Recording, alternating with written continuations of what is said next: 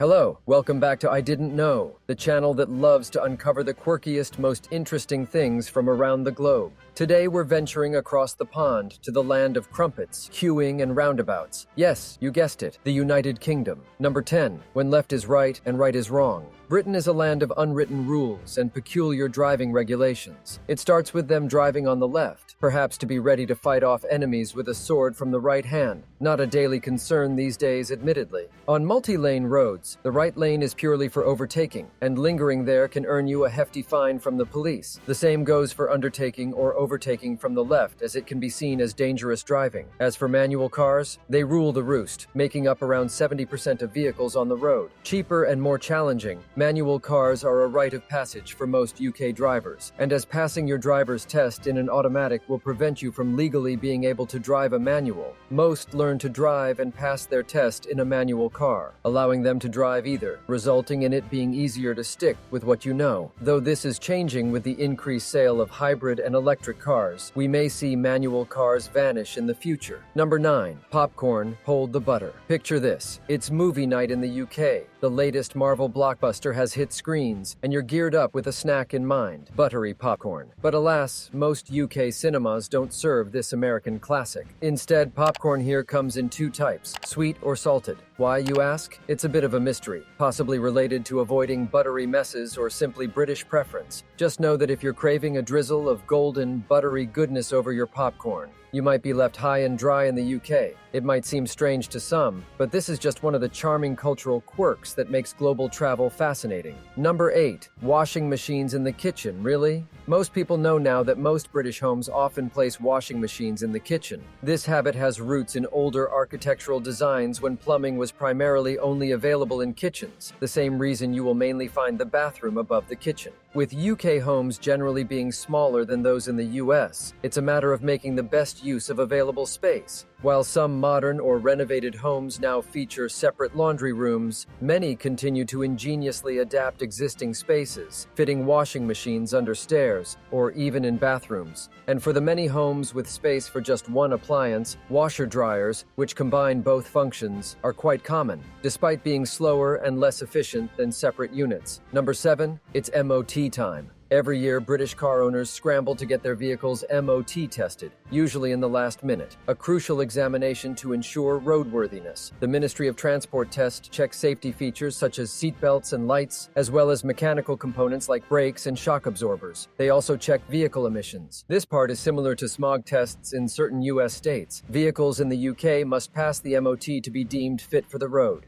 Failing the MOT test isn't just an inconvenience, it's also illegal to drive without it and invalidates your car insurance, which is a must-have in the UK. Number 6. Pay-to-play TV. Fancy watching BBC in the UK? Don't forget your TV license. Since the birth of the BBC in 1936, this license, which costs £159 annually, or only £53.50 for the cutting-edge black and white TV you've always wanted, covers the cost of public broadcasting, with funds going directly to the BBC. The license means that the BBC broadcasts without commercials, a unique feature amongst British television networks. It's important to know that while watching other platforms like Netflix or Disney Plus doesn't require a TV license, without one, you might be visited by TV license agents checking if you're watching live TV. If the old TV license commercials are anything to go by, they know exactly what you're watching. Yes, there's a TV set on number 5. It's in the front room. And they're watching Columbo. If you don't have a TV license, it won't take us long to find you.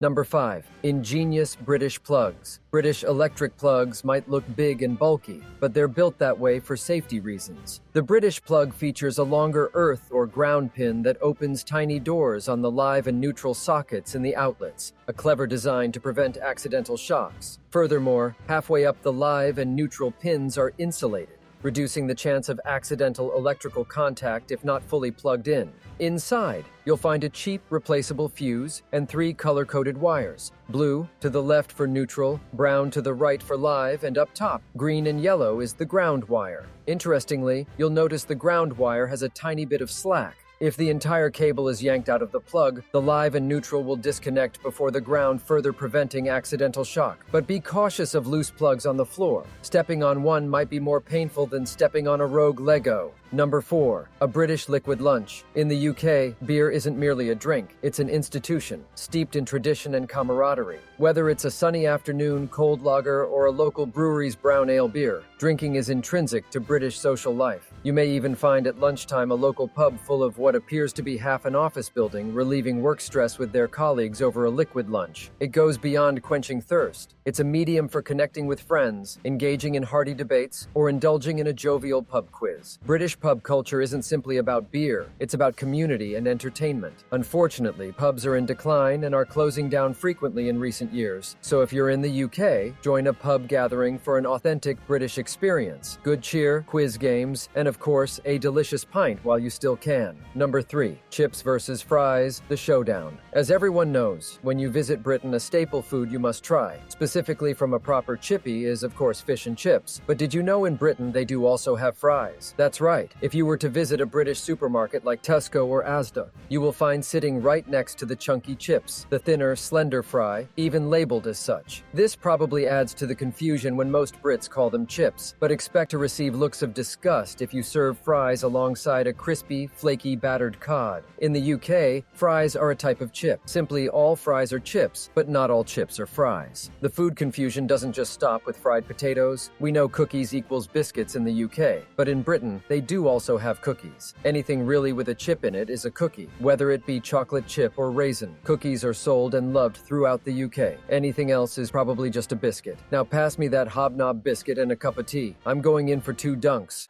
You dip an hobnob, it's like, again! Again! Dip me! Again!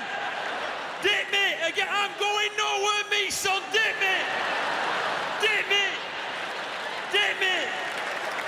Number 2. The bun debate. England, although a relatively small place, has so many different accents and dialects. You can drive 5 miles in one direction, and you will hear someone speak in a totally different way. This is very evident when it comes to this thing.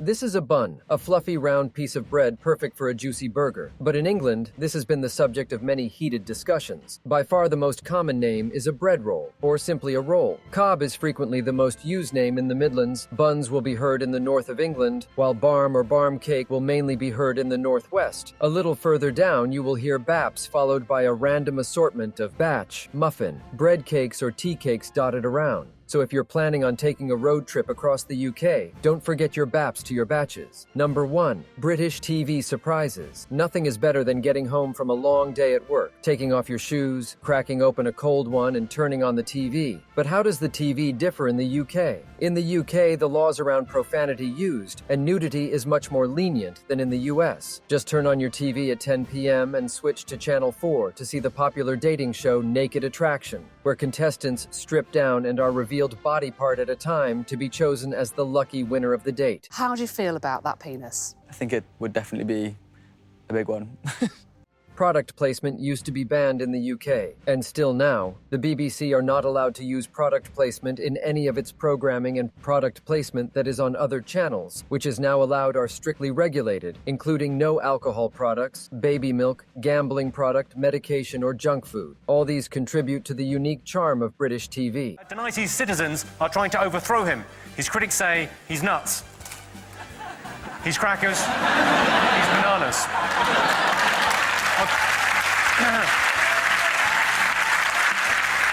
According to trusted sources. And there you have it, from manual cars to MOTs, bread rolls to TV licenses. Britain has some delightful oddities. And remember, it's chips, not fries. Thank you for joining us on this journey across the pond, and make sure to tune in for our next deep dive into the world's intriguing facts. Let me know your favorite in the comments below, or how late you left your MOT this year. If you enjoyed this video, give it a thumbs up, share it with your mates, and don't forget to subscribe to I Didn't Know for more fun, fascinating content. Cheerio, and thank you for watching.